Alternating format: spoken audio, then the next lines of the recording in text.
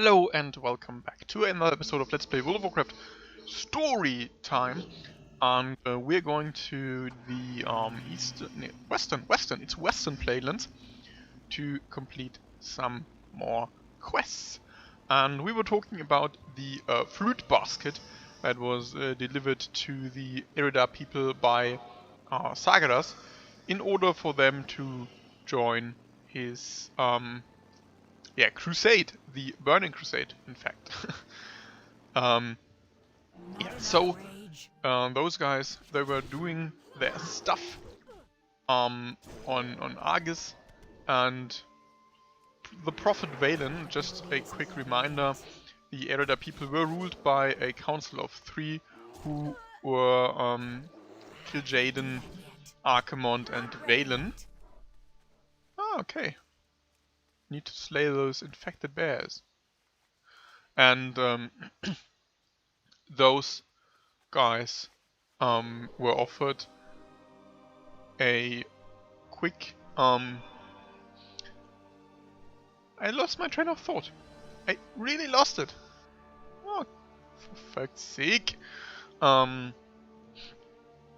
were offered to join the ranks of Sagaras. In return, they would be granted some really great power. So that was kind of... Why am I blinking? Fuck. Okay. Some great power. They were offered to be generals in his legion and be worshipped by the people. And Wayland, he didn't quite trust this new self-proclaimed god, so in order to oh, there's another one. Bear was lying on it. So in order to see what this guy really has to offer, he went to the Atamal crystal to meditate and pray, to have the gods give them a vision, so that he could choose what to do. And Naru, they gave him a vision, and they oh, come on, my train of thought is so on today. It's really shameful. What was I going to say?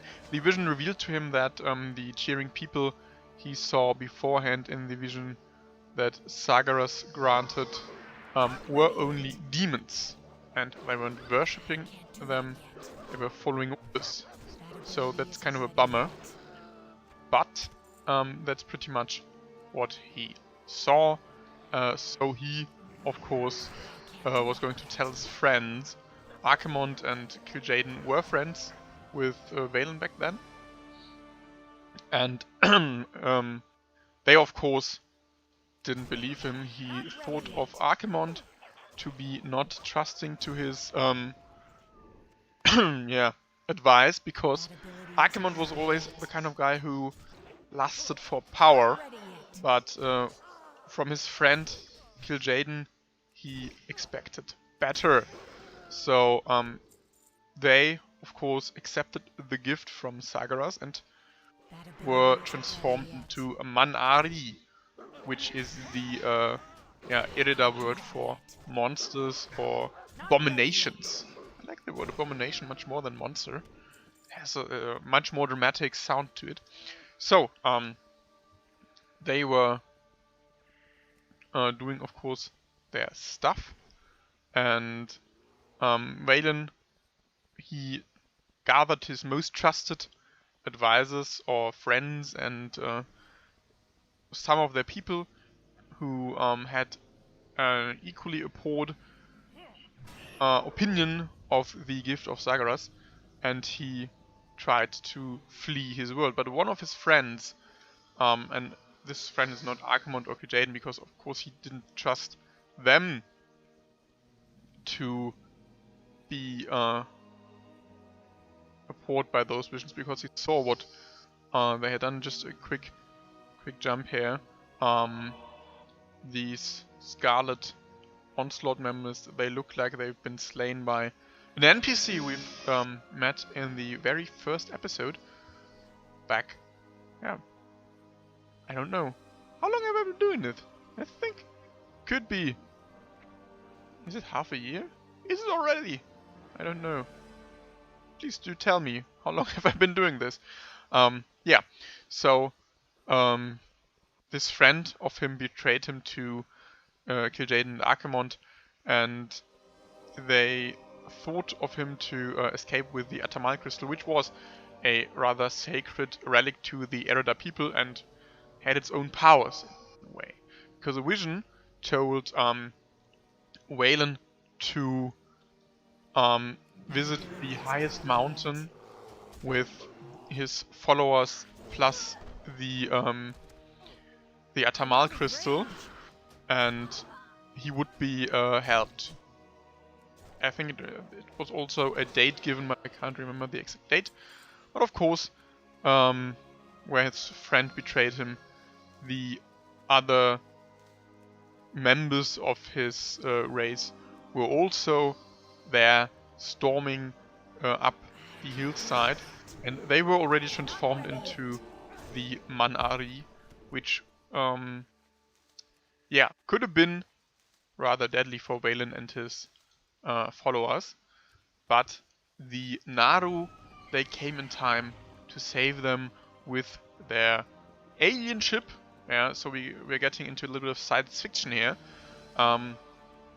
They actually escaped with, and now we need a little bit of zooming out, the Tempest Keep, which was later on taken by Kil'Jaeden Sunstrider and so forth. But for the moment, they escaped. Of course, that was something with which Kil'Jaeden wasn't all too pleased, and he wanted his former friend and their followers gone, because obviously they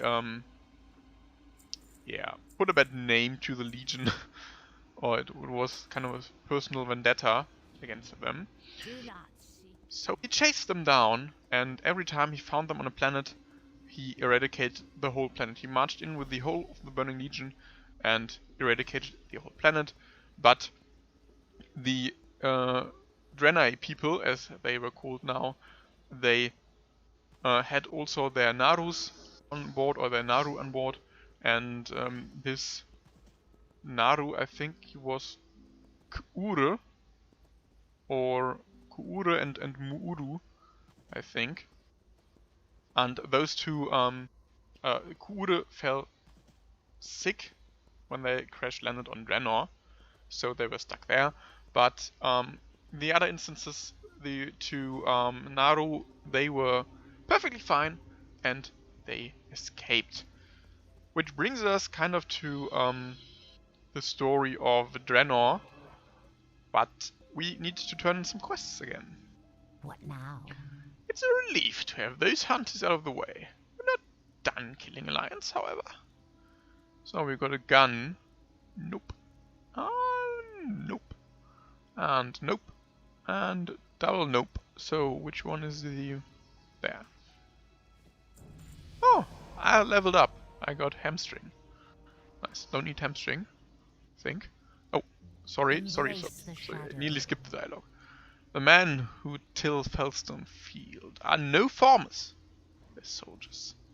Thessarian's forces needed food, so he sent some of the Alliance north from Endor to tend Felstone Field. The battle for Endor may be over, but another battle looms. Forsaken versus human. Killing those soldiers that work at Felstone will give the Dark Lady forces a decided advantage. Our time will come. Sounds fair enough. Hello. Animal tissue holds on to the disease so much better than plant tissue, doesn't it? The book looks rather cool. Glorious! This is the last bit I need. Actually, stick around, Trianko. Let me tell you a little bit more about our plan. Have you seen the condition of Felstone Field? the Alliance forces at Andorhal have taken the area. And they're using it to grow crops. I almost liked it better when the Scourge held the area. At least they had the sense to put a giant plague cauldron in the middle of the field. We're going to take that farm back from these humans. Rianko. Take these drums and place them at key locations around the field. I'll be waiting here at the bulwark. Trust no one. Speak quickly. Burning bodies? No survivors? I guessed correctly. All the better. We're better off without the Scarlet Taint upon Lordaeron. They epitomized all the worst things about humans. Watch your back. Okay. So, yeah, getting to the Plague Fields. Or the former Plague Fields. Fellstone Field. Yeah, so, as I told you just about a minute ago, the Draenei were used to escaping. So, when Kil'Jaeden found them on Draenor, he, of course, didn't want to scare them off again. So he devised a cunning plan. And the Draenei, they shared their planet with another race called the Orcs. Yeah, some unknown race no one has ever heard about. Not before today, so they're pretty much unknown, of course. And those Orcs, they were kind of a barbaric tribe. They had much regards for their ancestors. They didn't have any quarrel with the Draenei, and in fact, Orgrim Doomhammer and the son of the chieftain of the Frostwolves, they had a little encounter with the Draenei. Okay, I can just click it. Nice. And this encounter, it okay, I need to tell you about this encounter because it is important later on. The two orcs were out hunting when they got kind of ambushed by a Gron, which is a huge beast that can't be easily taken on by two so young. Come on, this does count. What's in here? Not enough rage. Okay. So they nearly died. Was it not for the there. These are just 20 centimeters. Come on. Yeah. Was it not for the tiny intervention of the Draenei people who saved those two orcs? I think it was Marat. I don't quite recall, but I think it was Marat who saved them. And they were taken to a Draenei city. I think, was it no, it wasn't Tala, it was Turun? I know where the city lies, but I don't quite recall the name right now. It was in the old Outland in the Terraka forest. It was here. I think it was Turum or something. But I will look it up. So just in case you were wondering, you can look it up yourselves. But yeah, I will correct it next episode, hopefully, if I remember to do so. Yeah, they were sheltered there, given food. They even met the prophet Waylon, who saw great things in those two. And the friendship between Durotan and Orgrim Doomhammer was something that was kind of unheard of, because those two were from different clans, and the Orc people at this time, they were organized in clans. There wasn't much there wasn't much interaction between those clans. They weren't quite at war, but they weren't quite at peace. They were gathering once a year at Oshugun to have a tribal festivity where all tribes were present, and those tribes, they were... No! Sorry, I just remembered. The Tempest Keep isn't the ship that Draenei fled in. It was Oshugun. Yes! Oh, I'm so stupid. Yeah, of course, Kil'Jaeden was the one who fell ill, and they crash landed with their ship on Draenor. And this crash land is, of course, known as Oshugun, which is in Nagrand. It's kind of here located, or in the Draenor version, it's obviously also here. Yeah, that's it. And the Tempest Keep stuff, that happens later. Sorry for the little spoiler, but yeah, I need to correct myself. And yeah, they met there, and Ogrim and Durotan, they kind of liked each other, and friendship grew and stuff. So they were in Toom. Just call it the Draenei City. Just call it the Draenei City. And the Draenei City was protected by a crystal, which is one fragment of the Eternal crystal. But we need to turn on quests again. I think that's it for today. Don't think we can discuss anymore. Haha! I hope that they come back as zombies. Dark Lady watch over. Okay, fair enough. I'm listening. Dithers practically glimmers with excitement. The drums are placed in their positions. Very well then. I will give the word to the High Executor. When the time is ready, he will be the one to press the ignition switch. They should do so before they are going to kind of take those bombs away. That would be wise, my friend. Remember. So we've got 2 new quests. I executed Darrington. What is it? Fellstone is cleared and the bombs are set. I hope you're ready. I recommend covering your ears. Darrington looks down and places his finger on the ignition switch. Everybody, prepare for ignition. 3, 2, 1. Remember. Now, that Fellstone is ours. We can use its acreage and any dead bodies we find for our own purposes. I have received orders from high up that you are going to be helping out in this process. You may have met Lindsay Ravensun on the battlefield in Endor. I've never met her before, but she seems to have made some friends in high places, because she's taking over operations at Fellstone. You're to meet her at the Charred Scarlet camp, the one you scouted out earlier. Beware the And we've ring. got Sergeant Officer... Who is it? Garush. Blood and thunder. I don't like the looks of what the Forsaken are doing here at the Bulwark. Bombs, cauldrons, needless bloodshed. None of these embody that which the Argent Crusade stands for. Furthermore, I don't like the fact that they employ mercenaries like yourself. Nothing against you personally, warrior. It's just that you could be doing so much more for yourself. If you're interested in healing the Plaguelands, rather than replaguing them, then report to Field Agent Kardish at the Mendestead to the east. For the Horde.